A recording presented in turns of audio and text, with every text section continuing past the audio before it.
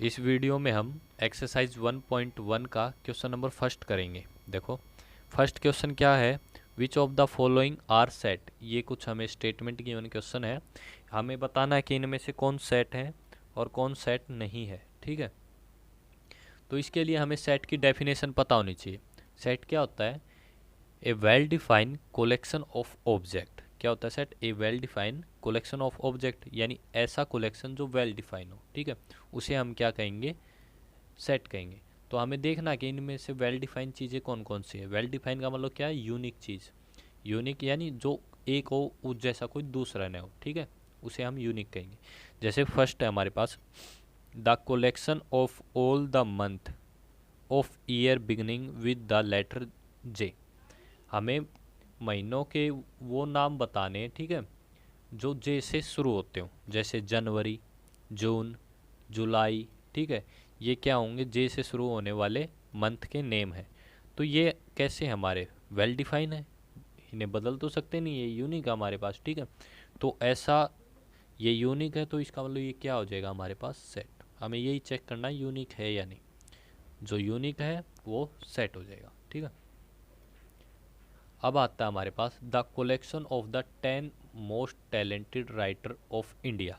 हमें talented writer चाहिए। ठीक है, तो ये जो चीज़ है हमारे पास यूनिक नहीं है। ठीक है, टैलेंटेड राइटर। ठीक है, क्योंकि किसी को कोई राइटर अच्छा लगता है, मान लो किसी को मुंशी प्रेमचंद की जो है जो कविताएं हैं या वो कुछ लेख लिखते हैं वो अच्छा लगता है, या किसी को टैगोर के। ठीक है, ऐसे मतलब सबकी जो चॉइस है वो अलग अलग होती है। तो हम बता नहीं सकते कि 10 मोस्ट टैलेंटेड राइटर यानी यूनिक नहीं हो सकते। ठीक है, ये डिफरेंट डिफरेंट हो सकते हैं। तो ये नॉट ए सेट है, ये सेट नहीं है। ठीक है, इसके बाद हमारे पास क्वेश्चन आता है, a team of 11 best cricket batsman of the world. तो ये देखेंगे ये यूनिक है या नहीं। ठीक है, क्योंकि जो वेल डिफाइंड चीज़ होगी वही हम कलेक्शन में लेंगे। वेल डिफाइंड का मतलब बताया मैंने, यूनिक होना चाहिए, यानी वो चेंज नहीं होनी चाहिए, उस जैसा केवल एक ही होना चाहिए। ठीक है, अब देखो, a team of 11 best cricketer batsman of the world. हमें क्रिकेट के बढ़िया बेस्टमैन बताने हैं। ठीक है, वर्ल्ड में, संसार में। तो भाई किसी को तो, अब यहाँ पर चॉइस की बात आ जाती है। मान लो आप किसी से पूछ रहे हो, आप भी क्रिकेट के शौकीन हो और वो भी क्रिकेट देखता, कोई और बंदा आपका फ्रेंड लगा लो। ठीक है, आप उससे पूछते हो कि आपको कौन सा क्रिकेटर बेस्टमैन सबसे बढ़िया लगता है, तो वो बताएगा कुछ। मान लो उसने धोनी का, आपको आपको विराट अच्छा लगता है। ठीक है, तो मतलब आपके अलग अलग हो सकते हैं कलेक्शन। ठीक है, तो वो यूनिक नहीं बनेगा। तो इससे क्या होगा? ये यूनिक नहीं हो पाएगा, तो ये सेट नहीं है, नोट ए सेट। जहाँ भी चॉइस की बात आ जाए ना, वहाँ समझ लेना वो सेट हो ही नहीं सकता, क्योंकि चॉइस है पर्सन टू पर्सन चेंज हो जाती है, और जो चेंज होगी वो वेल डिफाइन नहीं होगी। ठीक है, ये बेस्ट क्रिकेट मैन हमें ढूंढने थे, तो यहाँ चॉइस आ गई, हमें कौन अच्छा लगता है। ठीक है, कौन बेस्ट है, तो ये चॉइस जहाँ भी आ गई वो वेल डिफाइन होगा ही नहीं। ठीक है, अब आगे देखो, अब क्वेश्चन क्या है हमारे पास, the collection of all boys in your class. यहाँ कोई चॉइस लग रही है आपको? आपको क्लास के सभी बॉयज़ बताने, कोई चॉइस तो नहीं है, सभी बताने, कोई स्पेशल तो चूज़ करना नहीं है। तो सभी बॉयज़ चाहिए। आप अपने फ्रेंड से कहोगे कि आप सभी क्लास के बॉयज़ देखो, तो उसको भी वही दिखेंगे और आपको भी वही दिखेंगे। ठीक है, यानी सेम है, यूनिक चीज़ें होंगी। तो ये क्या आ जाएगा? हमारे सेट के अंदर आ जाएगा। ठीक है, हमें बस यही देखना, चॉइस होगा तो समझ लेना नहीं हो सकता वहाँ पर सेट। ठीक है, और जहाँ पर चॉइस की बात नहीं, सबके लिए समान है, वो हमारा यूनिक हो जाएगा, और यूनिक होगा तो वेल डिफाइन कहलाएगा। वेल डिफाइन ई कलेक्शन क्या होता है हमारे पास? सेट। अब नेक्स्ट है हमारे पास, the collection of all natural number less than 100। हमें 100 से नीचे, मतलब लेस देन छोटे जो नंबर हैं वो राइट करने हैं। तो क्या होंगे? 1 से लेकर 99 तक। ठीक है, सभी के लिए सेम है, यानी यूनिक चीज़ें, ये तो पर्सन टू पर्सन चेंज नहीं होगी। ठीक है, तो ये भी क्या आएगा? हमारे सेट के अंदर आ जाएगा, ये भी हमारा सेट होगा। ठीक है, आगे देखते हैं। अब एक कलेक्शन ऑफ नॉवेल्स, हमें कलेक्शन लेना है नॉवेल्स का, written by the Munshi Premchand. जो मुंशी प्रेमचंद के द्वारा लिखी गई नॉवल है उनका कलेक्शन लेना है। तो ये भी हमारे पास क्या होगा? यूनिक होगा। ठीक है, क्योंकि जो उन्होंने नॉवल लिख रखी है वो उन्हीं की होंगी, तो उनके कलेक्शन जो करना जाएगा वो सभी के लिए सेम रहेगा वो कलेक्शन, ठीक है। तो ये एक यूनिक चीज़ है, तो ये भी हमारा सेट होगा। अब देखते हैं the collection of all even integer, ये भी यूनिक है। कोई भी इवन इंटीजर आप लो तो वो यूनिक होंगे, ठीक है, सभी के लिए समान है वो, तो कोई भी लिखेगा। मान लो इवन इंटीजर आपको लिखने हैं 2 4 6, ये इवन इंटीजर ही है, तो आप किसी और को कहोगे तो वो भी 2 4 6 8 10 यही बताएगा, ठीक है। तो यानी यूनिक होगा ये सबके लिए यूनिक है, यानी वेल डिफाइन है। वेल डिफाइन है तो ये भी हमारा क्या हो जाएगा, सेट हो जाएगा। अब देखते हैं हम आगे, यहाँ लिखा हुआ है the collection of question in this chapter, जो इस चैप्टर के जो आप क्वेश्चन कर रहे हो उनका एक कलेक्शन बताओ, वेल डिफाइन होगा कि नहीं होगा। वो बिल्कुल वेल डिफाइन है, आप किसी भी बुक को उठा के देख लो उसी चैप्टर की क्वेश्चन देखो, सभी में सेम पाएंगे भाई, नहीं पाएंगे तो बताओ। तो यूनिक है सबके लिए वो चीज़, तो ये भी क्या हो जाएगा, हमारा सेट हो जाएगा, ठीक है। आगे आता है हमारे पास एक collection of most danger animal of the world, आपको सबसे खतरनाक जानवर बताने वर्ल्ड के। तो यहाँ पर आ गई चॉइस भाई, ठीक है। यहाँ क्या हो गया, हमारे पास चॉइस आ गई हमें। अब देखो मान लो आप हो, आपके फ्रेंड है, ठीक है, आपसे पूछा गया कि डेंजरस एनिमल बताओ, आपने 2 एनिमल बताए, लायन और आपने बता दिया एक स्नेक, सांप, ठीक है। और आपके दोस्त से पूछा गया तो उसने बताया टाइगर और एलिफेंट बता दिया, या कुछ और बता दिया, ठीक है। मतलब चॉइस होगी, वो कुछ डेंजर एनिमल अलग बता दिया, आप अलग बताओगे, यानी यहाँ पर चॉइस की बात आ गई। पर्सन टू पर्सन चेंज हो सकती है ये चीज़, और चेंज होगी तो ये वेल डिफाइन नहीं होगी, और वेल डिफाइन नहीं होगी तो ये सेट नहीं है, नोटिस सेट। अब हम देखते हैं question number second. Question number second क्या कह रहा है, देखो लेट ए सेट हमें ये दे दिया 1 to लेके 6 तक है इसके अंदर एलिमेंट, ठीक है। Insert the appropriate symbol belongs to और not belongs to in the blank space, ये बिलोंग्स टू का सिंबल है और ये नॉट बिलोंग्स टू का सिंबल है, ठीक है। हमें इनमें फिल करना है, ठीक है। अब देखो कैसे फिल करेंगे इसको, ये देखो 5 और यहाँ पर ए लिखा हुआ है, हमें बताना है कि ये 5 ए के अंदर है या नहीं है, ठीक है। तो आप देखो 5 है ए के अंदर है, तो आप बिलोंग्स टू का सिंबल लगाओगे, यानी 5 बिलोंग्स टू ए, यानी 5 ए के अंदर है, इसका मतलब ये हो जाएगा, ठीक है। अब देखो 8 ए के अंदर है, नहीं है, तो यहाँ हम लगाएंगे नोट्स बिलोंग्स टू का, यानी 8 ए में नहीं है, ठीक है। 0 है, नहीं है, तो यहाँ कौन सा सिंबल लगेगा, नोट्स बिलोंग का, ठीक है। अब 4 है या नहीं है, तो यहाँ पर आप सिंबल लगाओगे बिलोंग्स टू का। उसके बाद 2 को चेक करो, 2 ए के अंदर है भाई, है, तो क्या कौन सा सिंबल लगेगा, बिलोंग्स टू का।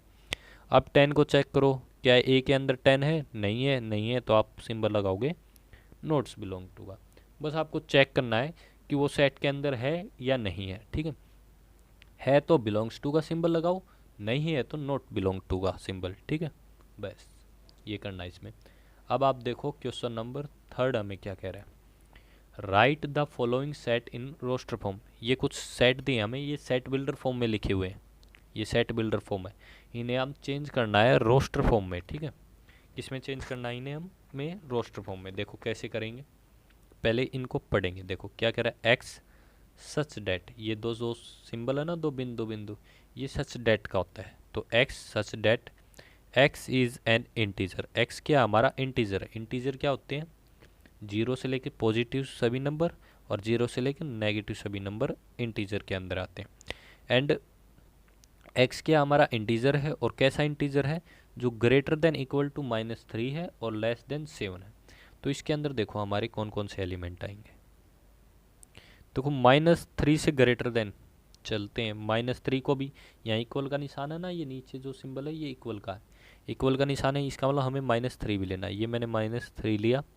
फिर इसके बाद आएगा -2, -3 से बड़े लेते चलना है, फिर आएगा -1, फिर आएगा 0, फिर आएगा 1 2 3 4 5 6, अब बस 6 तक ही जाना है, क्योंकि हमें 7 से लेस देन लेने हैं। ये क्या है, एक्स, इस सिंबल को पढ़ेंगे लेस देन 7, तो 7 से लेस देन कितने होते हैं, 6, तो 6 तक ही हमें जाना है। ये जो फॉर्म बनी है इस फॉर्म को हम कहेंगे रोस्टर फॉर्म, ठीक है।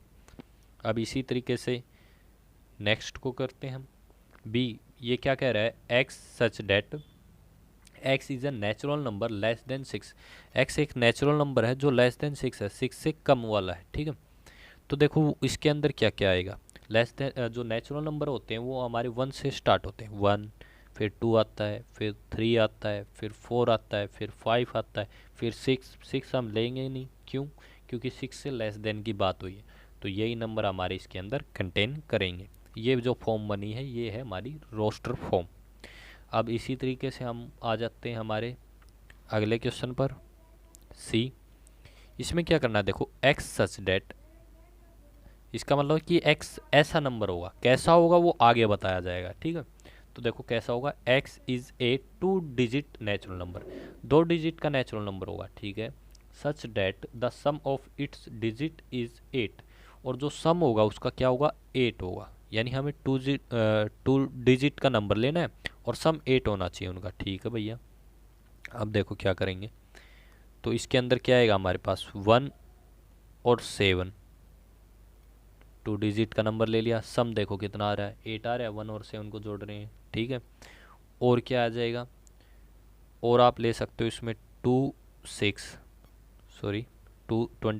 6 और 2 का कितना हो जाएगा हमारे पास, 8 होएगा सम। और आप ले सकते हो 3, 5, ये भी हो जाएगा। और ले सकते हैं हम 4, 4, ये हो जाएगा एक, ठीक है। अब इनके रिवर्स कर दो, वो भी तो आएंगे इसके अंदर, जैसे 7, 1, ठीक है, और 6 और 2, और 5 और 3, ये जो नंबर आ गए ये हमारे क्या हो जाएंगे, ऐसे 2 डिजिट के नंबर है जिनका सम क्या होता है, 8। इसके अंदर आप एक और इंक्लूड कर लेना, 8, 0, इनका सम भी कितना होता है हमारा, 8 ही होता है, ठीक है। अब देख लेते हैं इसके आगे, अब डी, ये क्या कह रहा है हमें, x such that x is a prime number, x क्या होगा, प्राइम नंबर होगा, विच इज डिवाइजर ऑफ 60, जो 60 को क्या कर देगा, भाग कर देगा। तो देखो ऐसे प्राइम नंबर बताने जो 60 को भाग कर दे। सबसे पहले 2 कर देगा, 2 प्राइम नंबर होता है, कर देगा भाई, ठीक है। 3 भी प्राइम नंबर होता है, वो भी कर देगा। 5 भी प्राइम नंबर होता है, वो भी कर देगा, ठीक है, इसको डिवाइड। और फिर 7 होता है, नहीं कर पाएगा। फिर क्या होता है 7 के बाद, 11 नहीं, 13 भी नहीं, ठीक है। फिर 15, हाँ 15 कर देगा, 15 कर देगा, पर 15 प्राइम नंबर नहीं होता भाई, 15 ओड होता है, प्राइम नहीं होता, ठीक है। तो यही आएंगे हमारे पास 2, 3, 5, ठीक है। ये वे नंबर हैं जो इसको डिवाइड कर देंगे, और प्राइम भी है साथ के साथ, दोनों कंडीशन रखनी है हमें, डिवाइड भी कर दे और प्राइम भी हो, तो ये हमारे पास नंबर आएंगे वो। अब ये बहुत ही ईजी है, इसको देखो कैसे करेंगे हम। The set of all letter in the word, ये हमें टिग्नोमेट्री वर्ड दिया है, इसे रोस्टर फॉर्म में कैसे लिखें, तो आप टी को यहाँ लिख दो, कोमा लगा दो, फिर आर को ले आओ, कोमा लगा दो, फिर आई को लिख दो, कोमा लगा दो, फिर जी को, फिर कोमा, फिर ओ, फिर कोमा, फिर एन, फिर कोमा, फिर ओ आ गया। यहाँ ध्यान रखना, बस रिपीट मत करना किसी नंबर को, और ऐसे ही लिखते जाना और ऐसे कोमा लगाते जाना बीच में, ठीक है। ओ नहीं लिखेंगे, एम लिख देंगे भाई। ई, ई आ गया क्या, देखो नहीं आया तो लिख सकते हैं ई को भी। फिर आ गया टी, टी तो आ चुका है हमारे पास, ये रहा शुरू में ही, तो टी भी नहीं लिखेंगे। आर भी आ गया, बचा वाई, वाई लिख देंगे। ये इसकी रोस्टर फॉर्म होगी, ठीक है। बस कोई लेटर है ना हमारा, रिपीट नहीं होना चाहिए, और उसको ऐसे लिख देंगे, फिर रिपीटेशन मत करना, बस सेट में रिपीटेशन अलाउ नहीं होता। ये देखो अब इसमें भी क्या करना था, set of all letter in the word better, इसको लिखते हैं। अब बी लिखा, कोमा लगा दिया ई, फिर कोमा लगा दिया टी, फिर कोमा, ये टी आ गया, अब रिपीट नहीं करेंगे। ई भी आ चुका था, रिपीट नहीं करेंगे। अब आर की बारी, बस आर लिख दो, ये इसकी रोस्टर फॉर्म होगी, ठीक है।